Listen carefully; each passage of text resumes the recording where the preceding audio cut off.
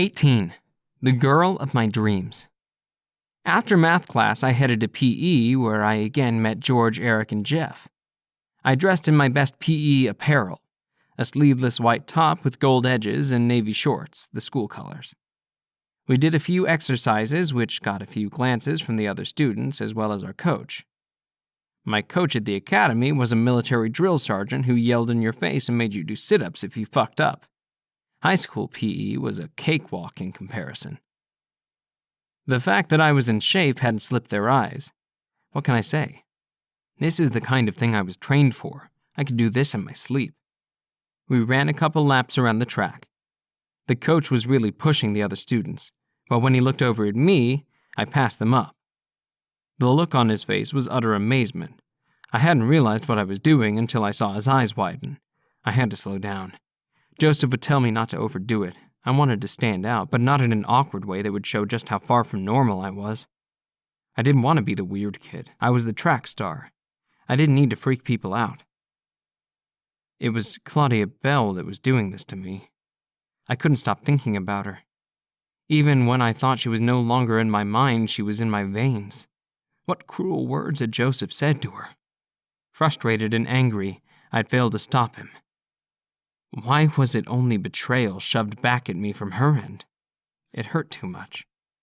I wanted to talk to her, but I needed to be discreet, especially after my discussion with Joseph. I dialed the watch back. Maybe Joseph was right. Maybe I shouldn't do this to myself. What did I expect? I wouldn't be able to be with her anyway. I would leave, and that would be the last time I ever saw her. I'd break her heart, and I didn't want to hurt her. I really cared about her. Would what I had said back in Joseph's office get me a negative report, or worse, a visit from Dr. Nicholson on the laptop? Joseph was sometimes unpredictable, and it was his job to keep me in line. I didn't want to bring any problems in Claudia's direction. But what was the worst they could do? I cringed at the reality that they could take me off the mission and I would never see Claudia again. The current between us was tame for now, thanks to the watch. Still, I wanted that tenderness from her, to have it absorb me as it had just the night before, but I had a job to do. I wonder how Joseph made out with that teacher in his office. I was pretty sure he'd have done just fine. A grin spread over my lips. I was sure he had wowed her. After slowing down and letting a few students pass me, I moved to the sideline to show the coach I was nothing special, pretending to be tired. I took a deep breath and grabbed some water from the nearby table where a gallon of fresh water in cups sat. The guys, Eric, George, and Jeff, came to join me. George came first to stand alongside, while Eric and Jeff finished their run. Shit, that was fast, dude. Ever consider joining the track team? I smirked and shrugged my shoulders, pouring cold water on my face and head. It raced down my neck and drenched the blue top, making it stick to the form of my body. On the other side, a few girls were looking over at us. They started to giggle, as most girls do when they like a guy. I wasn't interested in them, even if they couldn't stop looking toward me. You have a place you hang during lunch? George asked. Nah, I uttered. Want to join us? I saw no harm in doing so until I saw a few girls in the distance, one being Rachel. She waved. She was among the girls giggling. Hey, watch out, man. I think she likes you. Lucky. He slugged my shoulder, but he wasn't expecting the firm muscle of my bare arm to hurt his knuckles in doing so. He cringed. I guess so, I muttered. Eric and Jeff came to join us. What are you assholes talking about? Did all teenagers talk like that? I'd heard worse, I supposed, in different locations. So it was amazing how it always surprised me to hear it. They caught George nudging his head over.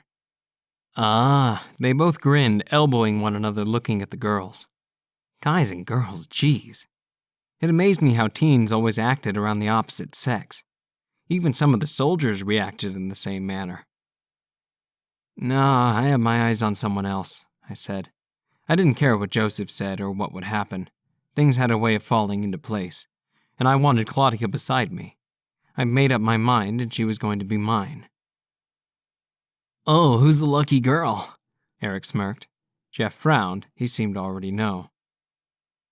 Her, he whispered to Eric. There she is, Jeff said. It seemed like right on cue. Claudia Bell had emerged with her gym teacher and her classmates. She was looking lovely dressed in her PE attire. She filled those blue shorts nicely. Her bronze legs flexed as the PE teacher made the girl stretch. The dark locks of her hair fell in disarray as she bent down to touch her toes. My heart ached. I wanted the connection between us again. In fact, I longed for it. Claudia Bell? Eric asked, surprised. Okay, but it's your funeral, dude. You guys exaggerate. I know her guardian. He's a friend of my uncle's. So maybe you have a man on the inside because of your uncle, but it's not Michael I would worry about, Jeff said. I wrinkled my nose at them. What were they talking about? I dialed the watch back when they weren't looking. Hey, need watch. You know you're supposed to leave things like that in the locker room, George said. Since when are you a good boy? I joked. Eric laughed. Besides, I never take this watch off. It was a gift from my mother. She gave it to me before she died of cancer. I promised her I'd never take it off. It got quiet. No one was going to argue with that statement. Joseph would applaud me for being so quick on my toes. Hey, sorry, man, they all said. It's all right, no big deal, man, just my way of honoring her. They nodded. They seemed apologetic. Even in the shower? Rachel said and winked as she came over to our little group. Others had gathered to catch up after a long run around the track. Eric wrinkled his nose and dashed away, hoping to avoid her. The coach's whistle was going off as he instructed the other students back onto the track. It was the second team of students to head out. Eric joined them. I got a vibe from them almost immediately that it seemed they tolerated Rachel because she was popular. Jeff was the only one who laughed when she made the shower comment. Yeah, even that, I said. It's water resistant. She was very close as she whispered. So I got the little note you left in my locker this morning. Of course I'll go out with you. I bit my lip. Wait, what? My confusion was evident from my tone, but I was sure the shocked look on my face made it even more clear that I wasn't following. Come on, John. You know you don't have to be shy. Sorry, Rachel. Whatever you think I did, I didn't. She held the note up and I snatched it. It read in part, I don't know how to approach you after the other day, or what to say, but I can't stop thinking about you, and I wanted to ask you if you would like to go out this weekend with me. I want to see you. Please take a chance. I promise I'll make it fun, John. It was in my handwriting, but it was not meant for her. Don't tell me you didn't write this. Someone had torn Claudia's name off the top portion of the note. It was meant for her. I put it in her locker just before I headed to class. Joseph had caught me in the hall after. He'd asked me what I was up to. Shit! He didn't. He wouldn't, would he? Claudia was exercising with her class. The current was flowing from her, so lovely. Her heart fluttered when she caught me in the distance looking in her direction. I smiled back at her. She turned her eyes away and she pushed me back with her mind. Claudia, I whispered. She could hear me. Her gaze assured me. The light push from her delighted me. It was something, a move, an acknowledgement. Talk to me, please, I said again. I don't talk to people who lie to me. Another push. I smiled, rewarded by her connection, even though it hurt my ego a little. I didn't lie to you. I should have mentioned everything, though. It just wasn't my plan to... I like you, Claudia. A lot. Please talk to me. I'm not going away. Rachel came to block my view. She handed me a piece of paper. And I'm not buying any of it. What's this? I asked her. My address. Come on, Claudia. Girls! The teacher called for the class from behind. Rachel's classmates were heading back into the gym. Claudia's class had been running the track. Claudia moved with the rest of the girls onto the path. She barely glanced in my direction, even as I repeatedly called her name in my mind. Claudia! Jeff looked over at me. The coach was calling for us to head back in. "Don't do it, John," he warned. I flashed him a huge smile. "I'll be back." George cheered me on. I took off like a hunter after his prey. I was on her heels just like I had been in the stairwell. Within seconds, I was coming behind her. Her classmates were passing her by. I jogged alongside her. She didn't see me at first. When she caught sight of me, she moved faster. "You know you can't outrun me, Miss Bell," I joked with a chuckle. "How do you not realize I don't want to talk to you?" she said. "Look," I said, jogging right alongside her. "I don't know what my uncle said." She glared over at me. "Joseph," I corrected myself. "But it's not how I feel, and it's not who I am. I like you." Ahead, the girls continued passing us. She stopped and faced me. "Joseph made it very clear what you are." "Do you believe that? Look at me and tell me you believe it. You know me, Claudia. You can see that in me. I can't hide from you." She glanced at the watch. I moved the dial. "Now you can see it. Whatever Joseph told you, you have to know none of it's real." She did it. The current connected us. It sent chills up my neck. It was overwhelming. I missed this. "You know there's something between us, something we can't deny."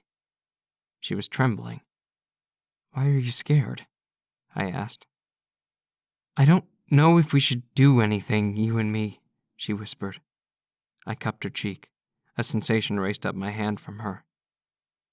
"Why do you want me when you can have someone like Rachel?" she boldly asked. There was no doubt she had seen me with her. "I don't want her." I gazed at her.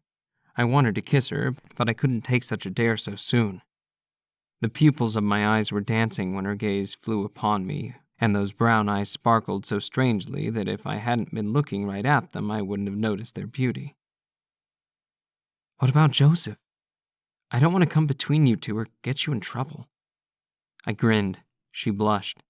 I felt her energy pulsing again. It was incredible. "Joseph does what I tell him." "What?" "I'm his boss."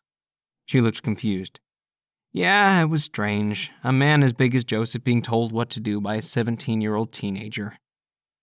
"He stepped completely out of line in saying anything to you." I caressed her face. The current between us vibrated and made me exhale slowly. "Claudia, give me a chance to prove how much I care about you. To prove that you can trust me." The teacher called from behind. Our time was up. She pulled away from me. I took hold of her hand. "Think about it. Please. I have to go," she simply said. I absorbed her one last time as her fingers slowly slipped away, unlocking us from an electrifying embrace.